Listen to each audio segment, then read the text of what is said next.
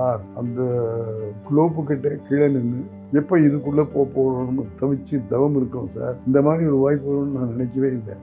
அந்த வாய்ப்பை நீங்கள் வந்து சரவண சார் மூலமாக சொல்லும்போது எனக்கு ரொம்ப அந்த தவம் எனக்கு வெற்றி அளித்த மாதிரி இருக்கு. அது உடனே ஒத்துங்க சார். இது என் பிள்ளை 4 வயசுலேருந்து தூக்கி வளர்த்தோம். கடத்தூர் கடம்பாங்கிற படத்துலேருந்து. அதுக்கிட்ட போனால் ஏதாவது சொல்லணும்னு தெரியும் எனக்கு. செட்டியார் சொல்லிட்டு போனார். செட்டியார் சொல்லிட்டு போனதை சரவணன் சார் இப்போ நிறைவேற்றணும்னு சொல்கிறாரு. நீ என்ன சொல்கிற? ரஜினிகிட்ட பேசிட்டேன். ரஜினி ஓகே சொல்லிட்டாரு. என்ன சார் இந்த சார் கூட்டினாலே ஏதோ ஒன்று வச்சுருக்கேன்னு அர்த்தம். ரஜினியை வச்சு நாங்கள் முரட்டு கடைன்னு ஒரு படம் எடுக்கிறோம். கதையெல்லாம் செலக்ட் பண்ணிட்டோம். அந்த வில்லன் யாரை போடுறதுன்றத ஒரு விவாதம். ராமனுக்கும் பஞ்சுவுக்கும் உங்களை வில்லனாக போடலான்னு நினைக்கிறாங்க. வில்லனாக போட்டால் வித்தியாசமாகவும் இருக்கும், ரஜினிக்கு ஈக்குவலாக இருக்கும் அப்படின்னு தான் நினைக்கிறாங்க. இப்போ நான் சொல்கிறேன், அவங்க சொல்கிறத உங்களுக்கு சொல்கிறேனே தவிர நானும் விரும்பி இதை செய்யலை. உங்களுக்கு பிடிச்சா ஒத்துக்கல, பிடிக்கலன்னா இல்லை சார் அடுத்த படங்களை பார்த்துக்கிட்டாலும் சொல்லிட்டு போயிடுவேன். ஒரு நிமிஷம் நிமிஷம் சார் ஒத்துக்கிறாங்க. ரொம்ப சந்தோஷம் சார். கமலை கதை கொண்டது ரொம்ப ஈஸி. எல்லா கேரக்டரும் பண்ணுவான், எல்லாம் பண்ணுவான். அது எனக்கு பயமே இல்லை. கமலை மனசில் வச்சுக்கிட்டே கதை எழுதுறேன் சார். அவனுக்கு என்னென்ன திறமை இருக்கோ, என்னென்ன செய்வானோ அவ்வளவையும் வச்சுக்கிட்டு கதை எழுதுறேன். அந்த கதைக்கு பேர் சகரகலா வல்லவன்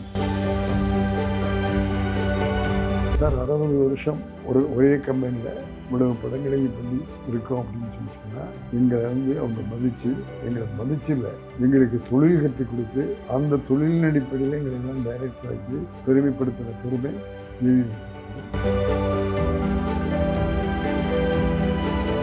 நான் வழக்கமாக அசிஸ்டன்ட் டைரக்டராக இருந்ததுலாம் கலர் சட்டை போடுவேன். கருணாசாரோட சேர்ந்த பிறகு அவர் வெள்ளை சட்டை மட்டும் வெள்ளையாக மனசை காட்டுற மாதிரி நாமும் வெள்ளை மனசை காட்டுவோம் அப்படிங்கிறதுக்காக அவரை பின்பற்றி வெள்ளை சட்டை போட்டேன். இன்னைக்கு அதுதான் போடுறேன், நாளைக்கு அதுதான் போடுறேன்.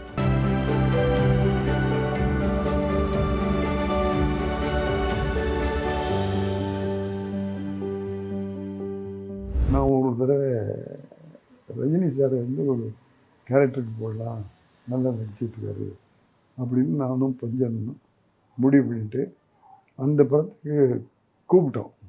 ரஜினி சாரை வந்தார். வந்து எங்களோட பேசும்போது அந்த ஸ்டைலு, போக்குவரத்து, நடை இதெல்லாம் பார்த்தா இப்போ இருக்கிற பர்ஃபார்மன்ஸ் பண்ணுற அந்த குரூப்பில் இருந்து மாறுபட்டு தெரிஞ்சார். இப்போ வில்லன் அப்படின்னா நம்பியார், வீரப்பா, மனோகர் இவங்கெல்லாம் இருப்பாங்க. இவங்கெல்லாம் வரும்போதே பேஸ் வாய்ஸில் சிரிச்சுட்டு வந்து இதுதான் வில்லன் முத்திரை பதிச்சிருந்த காலம்.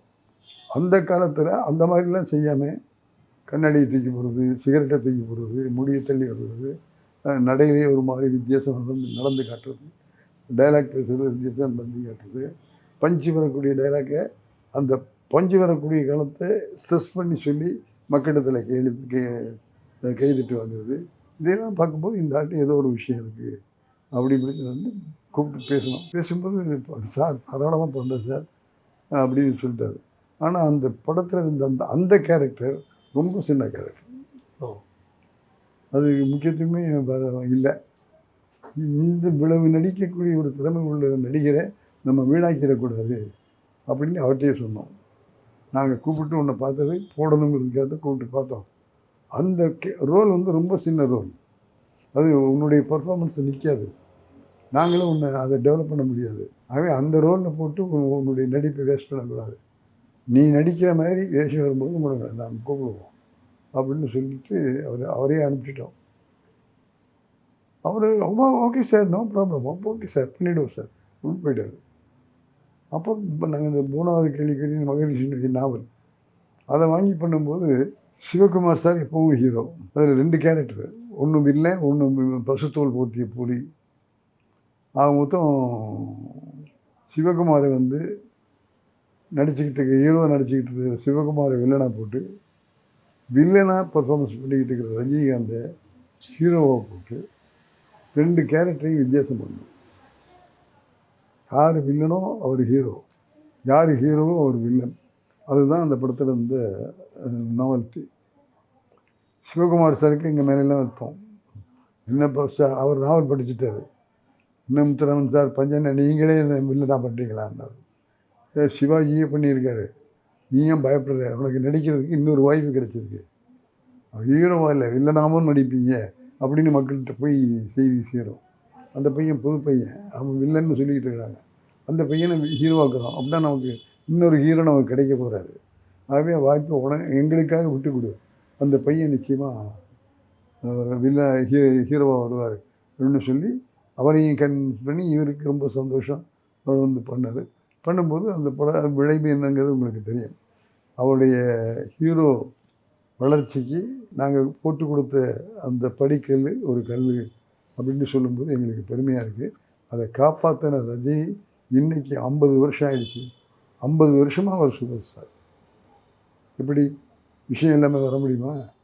விஷயத்தோடு தான் வந்தார், விஷயத்தோடு தான் இருக்கார், விஷயத்தோடு தான் ஒவ்வொரு கேரக்டரையும் பண்ணுறாரு. ஆகவே அந்த மாதிரி வந்ததும்போது ரொம்ப மகிழ்ச்சியாக இருந்தது.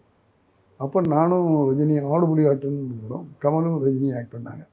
அந்த ஷூட்டிங் முடிச்சுட்டு ஏவிஎம் ஸ்டுடியோக்குள்ளே ஒரு சுற்றி போட்டிருக்கோம். அங்கே நானும் ரஜினியும் காரில் போகிறோம்.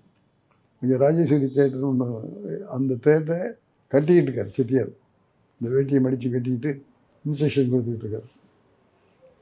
ரஜினிகிட்ட கேட்டேன், செட்டியார் நிற்கிறாருங்க பார்க்குறீங்க சார், என்னை கூப்பிட்டு போய் அறிமுகப்படுத்துங்க சார் அப்படின்னாரு. சரின்னு கூப்பிட்டு போய் போனேன். என்ன தராமன்னா ரஜினி வந்து சார் நான் படங்களை பார்த்தப்பா, கூப்பிட்டு படம் பார்த்து ரொம்ப நல்லா பண்ணுறேன், என்னுடைய வாழ்த்துக்கள்ப்பா, ஆசீர்வாதம்ப்பா, இன்னும் ஆசீர்வாதம் பண்ணார். ரொம்ப அவளுக்கு அவ்வளோ விஷயம் சந்தோஷம். சரி நாங்கள் உள்ளே செட்டு போட்டுருக்கோம், ஷூட்டிங்கு போகிறோம். சரி பண்ணார். நாங்கள் 2 பேரும் காரை நோக்கி போகும்போது முத்துராமா சார் வாண்ணா, என்ன சார் இப்போ நீ கமலையும் ரஜினி வச்சு படம் பண்ணுறீங்களே? ஆமாம், அந்த படத்துலேருந்து தான் வர்றேன் சார். நம்ம ஸ்டுடியோவுக்கு ரஜினியும் கமலையும் வச்சு ஒரு படம் 8 வருஷமாக நாங்கள் படம் பண்ணல. ஆகவே அடுத்து ஆரம்பிக்கணும். இவங்க 2 பேரையும் வச்சு ஆரம்பிக்கும் போது ஒரு பிரைட்டாக இருக்கும். அதை நீ டைரக்ட் பண்ணுற, 2 பேரையும் பேசி எல்லாம் பண்ணிட்டு நான் காரில் எழுந்துட்டேன் சார். எங்கே வேலை கற்றுக்கிட்டோனோ அங்கேயே எனக்கு டைரெக்ஷன் எழுதுங்கிறது ஒரு பெரிய ஒரு பேராசிரியர் இருந்ததும் அந்த பல்கலைக்கழகத்துடைய முதல்வராக வந்த மாதிரி எனக்கு ஒரு பெருமை கிடைச்சிருக்கு. நிச்சயமாக பண்ணுறேன் சார், நல்லா பண்ணுறேன் சார், ரொம்ப ரொம்ப இது ஒரு உங்களுடைய ஆசீர்வாதம், நிச்சயமாக பண்ணுறேன் சார்னு சொல்லிட்டு போயிட்டேன். போய் ஒரு 10-15 நாளில் செட்டியார் இறந்துட்டார். அடுத்து என்ன மூவ் அப்படிங்கிற எனக்கு சொல்ல தர்ற. சென்னை விட்டு நான் அடுத்த படங்கள் வேலை செஞ்சுக்கிட்டு இருக்கோம். அப்போ சரவண சார் கூப்பிடுறாருன்னு எனக்கு ஒரு கால் வந்தது. போய் சரவண சார் பார்த்தேன். என்ன அப்பச்சி சொன்னது அப்படியே விட்டுட்டீங்க? சார் நான் விடலை, யார் அடுத்து அப்ரோச் பண்ண போகிறீங்க, பண்ணுறமா இல்லையா அப்படின்னு எனக்கு புரியல. அதுவே ஒரு கன்ஃபியூஷனில் இருந்துட்டேன் சார். சொல்லுங்கள், நீங்கள் சொல்லுங்கள் சார். அப்பச்சி சொன்னது 8 வருஷத்துக்கு பிறகு படம் பண்ணுறேன்னு ஒத்துக்கிட்டது முன்னாடி இவங்க 2 பேரையும் வச்சு பண்ணுங்கன்னு ஒரு இன்ஸ்ட்ரக்ஷன் கொடுத்துட்டாரு. ஆகவே அதை ப்ரொசீட் பண்ணுங்க, நாங்கள் தயாராக இருக்கோம். எங்களுக்கு அதை தான் எண்ணம். அவர் இறந்து போனதுனால அந்த எண்ணத்தை நாங்கள் மாற்றிக்கல, அதை அப்படியே வச்சுக்கிட்டு அப்படியே செய்கிறோம். ஆகவே நீங்கள் 2 பேரோடையும் பேசுங்க, நம்ம தயாராக இருக்கோங்கிறத அவங்க 2 பேருக்குமே சொல்லிவிடுங்க, சொல்லிவிட்டு படம் பண்ணுறோம்னு சொன்னார்.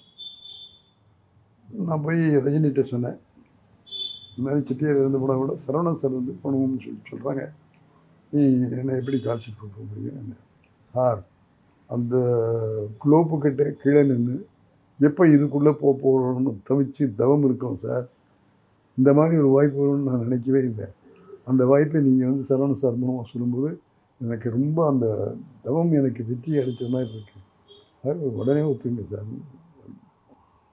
என் பிள்ளை 4 வயசுலேருந்து தூக்கி வளர்த்தோம், கடத்தூர் கண்ணம்மாங்கிற படத்துலேருந்து. அதுகிட்ட போனால் ஏதாவது சொல்லுவோம்னு தெரியும் எனக்கு. சரி போய் சொல்லிவிடுவோம் சார். முதலாளி சொல்லிட்டு போது நான் போய் இந்த மாதிரி சரவணன் சார் சொல்லி சொன்னாங்க. செட்டியார் சொல்லிட்டு போனார். செட்டியார் சொல்லிட்டு போனதை சரவணன் சார் இப்போ நிறைவேற்றணும்னு சொல்கிறாரு. நீ என்ன சொல்கிற? ரஜினிகிட்ட பேசிட்டேன், ரஜினி ஓகே சொல்லிட்டாரு. என்ன சார் இந்த சார் போட்டினாலே ஏதோ ஒன்று வச்சுருக்கேன்னு அர்த்தம்.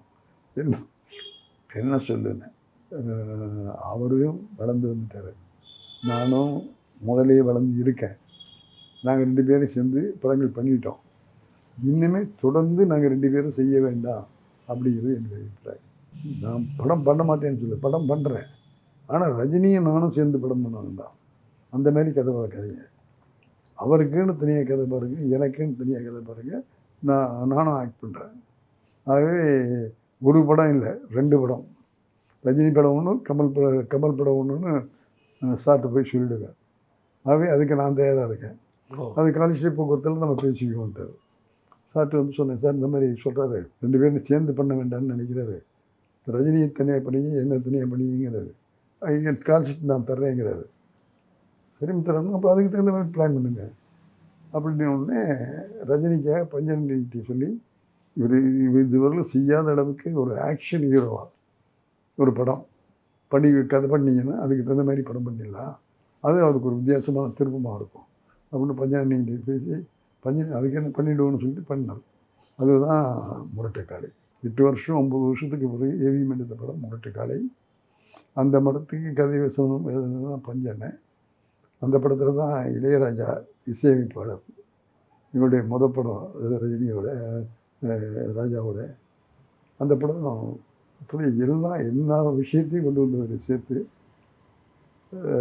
இவர் வந்து வெறும் செயல் மன்னன் மட்டும் இல்லை, எல்லா கேரக்டர் பண்ணக்கூடிய ஒரு ஹீரோ. விக்கு படம் முழுக்க விக்கு வச்சு ஆக்ட் பண்ண படம் இந்த முரட்டுக்கடை தான். அது ஒரு விவசாயியை வச்சு பண்ணி அந்த படம் மிக சூப்பர் ஹிட் ஆகி அதில் தான் அந்த இதெல்லாம் மாடு பிடிக்கிற சின்ன சத்தம் பொதுவாக மனசு தாங்க இப்போ வரைக்கும் பொங்கலுக்கு பெரிய ஹிட் ஆகும். அப்புறம் ரயில் ஃபைட் வச்சோம், எல்லா விதமான ஃபைட்டும் வச்சோம், கதையும் நல்ல இருக்குது. அதில் முக்கியமாக ஒரு வித்தியாசமான விஷயம், ஜெய்சங்கர் சார் வில்லன் தான் போட்டோம். ரஜினிக்கு ஈக்குவலாக ஒரு வில்லன் வேணுன்னா யாரை போடுறதுன்னு யோசிச்சுட்டு கடைசியாக ஜெய்சங்கர்னு பஞ்சன் நானும் முடிவு பண்ணிட்டு, இது எப்படி ஜெய்சங்கர்ட்டு போய் சொல்கிறது? ஜெய்சங்கரை எங்கள் படங்களில் அதிக படங்கள்லையும் ஹீரோவாக நடிச்சது ஜெய்சங்கர். அவரை போய் ரஜினிக்கு வில்லனாக ஆக்ட் பண்ணுங்கன்னு சொல்கிறதுக்கு எங்களுக்கு தைரியம் இல்லை, ஒரு பயம் இருந்தது. சரி சார், இது நம்மளாக பேசிக்கிட்டு இருக்கோம்னா சரவணன் சார்கிட்ட போய் சொன்னால் அவர் ஏதாவது ஒரு வழி சொல்லுவார் அப்படின்னு சொல்லி போய் சரவணன் சார்கிட்ட பேசிட்டோம். அப்படி முடிவு பண்ணியிருக்கீங்களா? ஜெய்சங்கர் ஒத்துக்கு வர மாட்டாரான்னு தானே கேட்குறீங்க. ரொம்ப 3 பேரும் மட்டும் பேசிக்கிட்டு இருக்க வேண்டாம், ஜெய்சங்கரையும் நான் இங்கே வர சொல்கிறேன், அவர்கிட்ட சொல்லி என்ன சொல்கிறாரு முடிவு பண்ணுவோம் அப்படின்னு உடனே ஃபோன் போட்டு ஜெயை கூப்பிட்டாரு. என்ன சார் ஒன்றும் இல்லை, ஒரு 5 நிமிஷம் வந்துட்டு போகிறீங்களா சார்? நீங்கள் கூப்பிட்டு நான் வரமாட்டேன், நான் வந்துடுறேன் சார். கொண்டு வந்தார், எல்லாருக்கும் அதான் சொன்னார். என்ன சார் 3 பேரும் சேர்ந்து என்ன வர சொல்லியிருக்கீங்களே, என்ன விஷயம்னு கேட்டார். அப்போ அவங்க 2 பேரும் சொல்ல பயப்படுறாங்க. நான் சொல்கிறேன், ரஜினியை வச்சு நாங்கள் முரட்டுக்கடைன்னு ஒரு படம் எடுக்கிறோம், கதையெல்லாம் செலக்ட் பண்ணிட்டோம். அந்த வில்லன் யாரை போடுறதுன்றதுல ஒரு விவாதம். அப்படி விவாதம் பண்ணும்போது முத்துராமனுக்கும் பஞ்சுவுக்கும் உங்களை வில்லனாக போடலான்னு நினைக்கிறாங்க. வில்லனாக போட்டால் வித்தியாசமாகவும் இருக்கும், ரஜினிக்கு ஈக்குவலாக இருக்கும் அப்படின்லாம் நினைக்கிறாங்க. இப்போ நான் சொல்கிறேன், அவங்க சொல்கிறத உனக்கு சொல்கிறேனே தவிர நானும் விரும்பி இதை செய்கிறேன். அவங்க சொல்கிறத நான் ஒரு போஸ்ட்மேன் உனக்கு சொல்கிறேன், உங்களுக்கு பிடிச்சா ஒத்துக்குங்க, பிடிக்கலைன்னா இல்லை சார் அடுத்த படங்களை பார்த்துக்கோ சார்னு சொல்லிட்டு போயிடுவேன். ஒரு நிமிஷம் நம்பிச்சார், சார் ஒத்துக்கிறேன். உடனே ஒத்துக்காத, ஒரு நாள் 2 நாள் யோசிச்சுட்டு ஒத்துக்க. இத்தனை படங்களில் ஹீரோவாக ஆக்ட் பண்ணியிருக்க, ரஜினிக்கு போய் வில்லனாக போடுறங்கும் போது உனக்கு ஒரு தாக்கம் இருக்கும், ஒரு ஃபீலிங் இருக்கும். ஆகவே அந்த ஃபீலிங்கெல்லாம் நினச்சி பரவாயில்லைன்னு சொல்லி ஒத்துக்கிறியாங்கிறத சொல்லு. நிச்சயமாக ஒத்துக்கிறேன் சார்.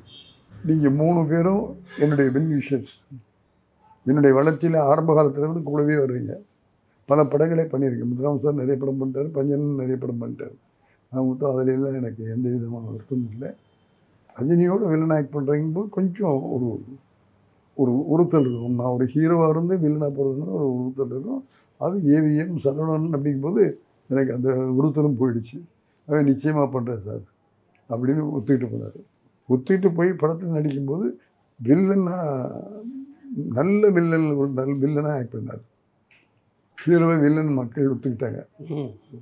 அந்த படம் ரிலீஸ் ஆகி மிகப்பெரிய வெற்றி பெற்ற பிறகு ஜெய்சங்கர் எங்கள்கிட்டயே வந்து சொன்னார், முரட்டுக்காளையில் வரையிலே நான் நடித்த படம் என்னுடைய சம்பளம்.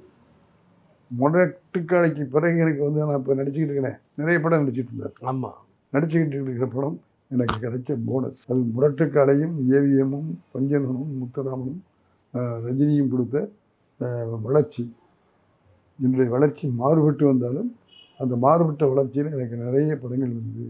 ஆகவே முரட்டுக்காளைக்கு பிறகு வந்த பணம் பூரா நீங்கள் கொடுத்த போனஸ்.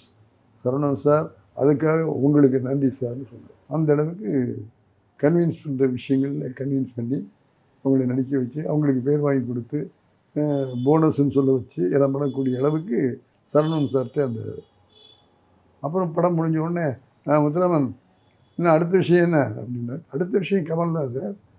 நீங்கள் கமலுக்கு ஓகேன்னு சொன்னீங்கன்னா நான் கமலோட பேசுகிறேன். அவன் எங்களுக்கு முன்னாடியே ஒத்துக்கிட்டு இருக்கணும். போய் ஒத்துக்கிட்டு டேட்டை வாங்கிட்டு வந்துருங்க. போய் என்ன பேசுனேன், நம்ம சார் நீ சொன்னால் ரஜினி முடியும் முடிச்சு வச்சு கொடுத்துட்டோம். இப்போ அடுத்தது உன்னுடைய ஆர்டர். சரவணன் சார் போய் உன்னை கேட்டு வர சொன்னார். சார் நான் சொன்னதில் மாற்றமே இல்லை, தேதியை சொல்கிறேன், என்ன படம் எனக்கு கன்ஃபார்ம் பண்ணிங்க அப்படின்னு சொல்லிவிட்டு தேதியை சொன்னார். நாங்கள் வந்து பஞ்சனைகிட்ட சரவணன் சார்ட்ட சொன்னாங்க, ஓகே தரோம் அடுத்து கதையாக ஆரம்பிங்கன்னா பஞ்சனைகிட்ட போய் நானே எப்படி ரஜினிக்கு ஒரு வித்தியாசமான படம் கொடுத்தீங்களோ அது மாதிரி கமல் ஒத்துக்கிட்டாச்சு. கமலுக்கு கதை பண்ணுவேன். ரொம்ப சந்தோஷம் சார். கமலுக்கு கதை பண்ணுறது ரொம்ப ஈஸி. அப்போ எல்லா கேரக்டரும் பண்ணுவான், எல்லாம் பண்ணுவான். அது எனக்கு பயமே இல்லை.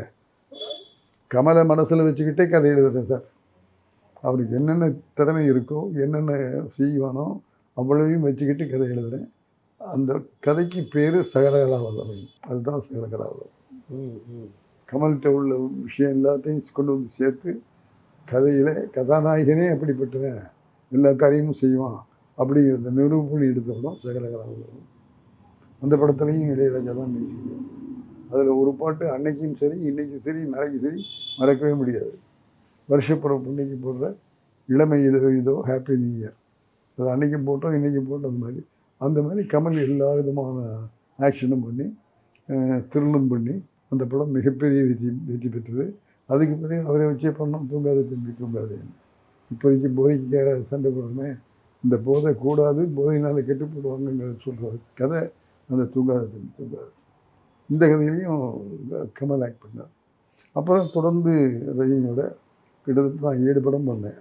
ரஜினி 9 படம் பண்ணார், அதில் 7 படம் நான் பண்ணேன். அதேமாரி கமலும் கிட்டத்தட்ட 10 படம் பண்ணியிருக்காரு. அதில் ஏவிஎம்க்கு ஒரு 4-5 படம் பண்ணியிருக்கிறார். அது மாதிரி எல்லாம் பண்ணணும் செஞ்சோம் அப்படின்னு சொல்லி சொன்னால் எங்களை ஊக்கப்படுத்தி அந்த ஏவிஎம் ஸ்டுடியோவில் ரஜினியும் கமலும் அதிக படங்கள் பண்ணுறதுக்கு காரணமாக இருந்தவர்கள் ஏவிஎம் செட்டியாருடைய பிள்ளைங்க 4 பேரும். அந்த பிள்ளைங்க 4 பேரில் கூடவே இருந்து எங்களை ஊக்குவித்தவர் சரவணன் சாருங்கிறத நான் சொல்லிக்கொள்ள ஆசைப்படுறேன். அதில் பங்கு பெற்றவர்கள் குமரன் சார் உண்டு, முருகன் சார் உண்டு, பாலு சார் உண்டு, எல்லாருமே உண்டு.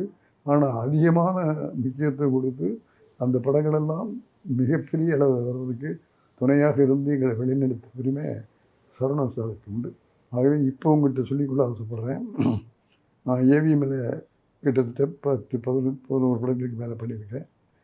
ரஜினியும் கவனம் வச்சு பண்ண படங்கள் அதிக படங்கள். இது எல்லாத்துக்குமே எங்களுக்கு துணையாக இருந்து எங்களை ஊக்குவித்து எங்களுக்கு தைரியம் கொடுத்து பண்ண விஷயம் Saravanan sir, Kumaran sir, Murugan sir, இங்கே எல்லாருக்கும் உண்டு. அதில் அதிகப்படியான பொறுப்பெடுத்துக்கிட்டது சரவணன் சாருங்கிறத நன்றியோடையும் மகிழ்ச்சியோடையும் விதத்தில் சொல்லிக்கொள்ள ஆசைப்பட்டோம். சார் 60 வருஷம் ஒரே கம்பெனியில் இவ்வளவு படங்களையும் பண்ணி இருக்கோம் அப்படின்னு சொல்லி சொன்னால் எங்களை அவங்க மதித்து எங்களை மதிச்சில்லை, எங்களுக்கு தொழில் கற்றுக் கொடுத்து அந்த தொழிலின் அடிப்படையில் எங்களை எல்லாம் டைரக்டர் ஆக்கி பெருமைப்படுத்தின பெருமை ஏவிஎம். இது எப்போவுமே இந்த இந்தியாவில் எந்த நிறுவனத்திட்டே நடந்திருக்காது. அது எனக்கு சொல்ல தெரியல. பட் எனக்கு கிடைத்தது இப்போ பெரிய வாய்ப்பு. அந்த வாய்ப்பு மாதிரி கிடைச்சா யார் வேணாலும் செய்யலாம். ஸ்டுடியோ கையில், படம் கையில், டிஸ்ட்ரிபியூட்டர்ஸ் கையில், எக்ஸிபியூட்டர்ஸ் கையில், இவ்வளவு வசதியோடு இருக்கிற ஒரு அமைப்பில் எங்களுக்கு இவ்வளவு வாய்ப்பு கிடைச்சது எங்களுக்கு செய்த வெற்றி. நாங்கள் வெற்றி. அந்த வெற்றிக்கு நாங்கள் முழுக்க சொந்தம் இல்லை. அந்த வெற்றிக்கு பின்னால், வெற்றிக்கு முன்னால் வெற்றியை தொடர்ந்து செய்ய வைச்ச பெருமை ஏவிஎம்ஐ சார். அந்த ஏவிஎம்மில் செட்டியார் தான் எங்களை எல்லாம் திட்டி வளர்த்தார். சும்மா வளர்க்கலை. ஒரு தந்தையாக காட்ஃபாதராக இருந்து ஒவ்வொரு விஷயத்தையும் சொல்லி கொடுத்து திட்டி பேப்பரை தூக்கி மூஞ்சியில் அடிப்பார் தப்பு பண்ணது. அப்புறம் சாயந்தரம் அதை கரெக்ட் பண்ணி வான்னு சொல்லி கரெக்ஷன் கொடுப்பார். கரெக்ட் பண்ணி போனோடனே கிட்டக்கு வா அப்படின்னு பக்கத்தில் கூட்டி வச்சுக்கிட்டு, காலையில் என்ன செஞ்சேன், இப்படி செஞ்சேன், அது தப்புன்னு இப்போ புரியுதா, இப்படி செஞ்சால் தான் சரியாக வரும், அது இப்படி செய்யணும் அதை புரிஞ்சுக்காம இப்படி ஒவ்வொரு சின்ன விஷயத்தை கூட மூஞ்சியில் அடித்து சொல்லிக் கொடுத்தாரு. அவரை திட்டினதையும் அடித்ததையும் மூஞ்சியில் அடித்ததையும் நாங்கள் தப்பாகவே எடுக்கலை, அந்த பாடமாக ஏற்றுக்கிட்டோம். இன்றைக்கி இளைஞர்களுக்கு சொல்லிக்கொள்ள ஆசைப்படுவேன்.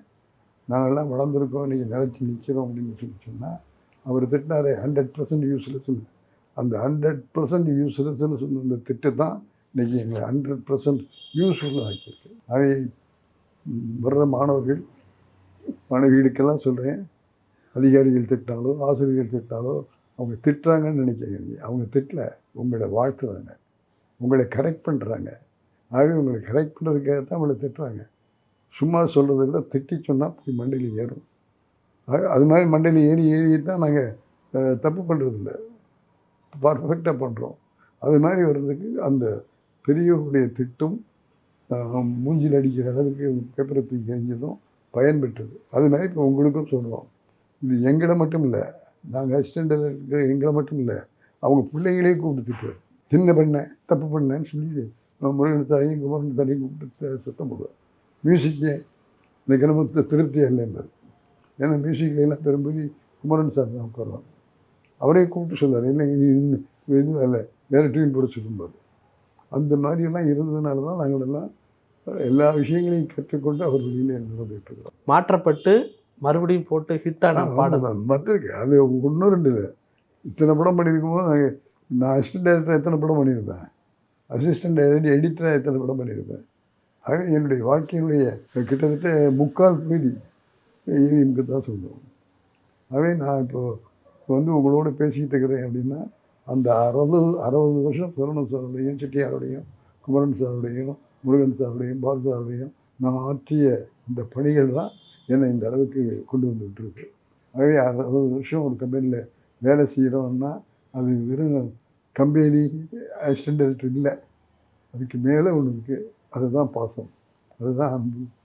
ஆகவே அவங்க எல்லோரும் எங்களுக்கு கொடுத்த அந்த பலமும் தைரியமும் அன்பும் என்னை ஒரு பிள்ளையை ஏற்றுக்கிட்டதும் நான் இன்றைக்கி அந்த அளவுக்கு வந்திருக்கேன். அதுக்காக எங்களுக்கு துணையாக இருந்த என்னோடையே வாழ்ந்த சரவணன் சாரை இன்றைக்கி இழந்திருக்கோம். இதை நாங்கள் எப்படி தாங்கிக்க போகணும்னு தெரியல, தாங்கிட்டு தான் ஆகணும், இயற்கை. ஆகவே இருகரம் கூப்பி அவரை வணங்குறேன். நான் மட்டுமில்லை, அவர்கிட்ட வேலை செஞ்ச தொழிலாளர்கள், கலைஞர்கள், நடிகைகள் அத்தனை பேர் மேலேயும் பாசம் காட்டிய அந்த மனிதனை நம்முடைய திரையுலகத்தின் சார்பில், கலைஞர்களுடைய சார்பில் உடமார்ந்த நன்றியை வணக்கத்தோடு இருகரம் கூப்பி வணங்குகிறேன். அவர் இல்லையானாலும் அவர் கற்றுக் கொடுத்த பாடங்களும், அவர் கற்றுக் கொடுத்த முறைகளும், அவர் கற்றுக் கொடுத்த வாழ்க்கை முறைகளையும் நாங்கள் பின்பற்றுவோம், உங்கள் வழியில் நடப்போம் என்பதை சொல்லிக் கொள்ளுகிறேன். அதற்கு உதாரணமாக ஒரே ஒரு செய்தி சொல்லுகிறேன். நான் வழக்கமாக அசிஸ்டன்ட் டைரக்டராக இருந்த போதெல்லாம் கலர் சட்டை போடுவேன். சரவணன் சாரோட சேர்ந்த பிறகு அவர் வெள்ளை சட்டை போட்டு வெள்ளையாக மனசை காட்டுற மாதிரி நாமும் வெள்ளை மனசை காட்டுவோம் அப்படிங்கிறதுக்காக அவரை பின்பற்றி வெள்ளை சட்டை போட்டேன். இன்னைக்கு அதுதான் போடுறேன், நாளைக்கு அதுதான் போடுவேன். அது சரவணன் சாருக்கும் எனக்கு இருந்த பாசத்தையும் அன்பையும் காட்டுவதாக அமையும். ஆகவே மீண்டும் ஒரு முறை சொல்கிறேன், நாம் நடந்துக்கிற நடைமுறைகளில் தான் நம்முடைய வெற்றி இருக்குது. அதுக்கு உதாரணமான மனிதனாக சரவணன் சார் எடுத்துக்க, அவரை பின்பற்றுங்க. அவர் வெறும் சரவணன் சார் இல்லை, அவ்வளோ பெரிய குடும்பத்தில் பிறந்து ஒரு நெறிப்படுத்துகிற ஒழுக்கமாக வாழ்க்கையை நடத்தி காட்டி, தொழிலை திறமையை செஞ்சு காட்டி, நம்மளுக்கெல்லாம் அவர் எடுத்துக்காட்டான மனிதராக, ரோல் மாடலாக வாழ்ந்திருக்கிறார். ஆகவே அவர் இறந்து போன இந்த நேரத்தில் உங்களுக்கெல்லாம் சொல்லிக்கொள்ள ஆசைப்படுகிறேன். நாங்கள் அவரை ரோல் மாடலாக எடுத்துக்கொண்டதனால் வெற்றி பெற்றுவோம். அதே போல் நீங்களும் அவரை ரோல் மாடலாக எடுத்துக்கொண்டு அவர் போல வாழுங்கள், நீங்களும் வெற்றி பெறுவீர்கள் என்று சொல்லி, எண்ணியது எண்ணியாங்க எய்துவர், எண்ணியர் திண்ணியராக பெரும் குரலை சொல்லி, உள்ளத்தால் பொய்யாத ஒழியும் உலகத்தால் உள்ளத்துள் எல்லாம் உடன் என்ற குரலையும் சொல்லி நாம் அவரை பின்பற்றுவோம், அவரை ரோல் மாடலாக எடுத்துக்கொள்வோம். வணக்கம். வணக்கம்.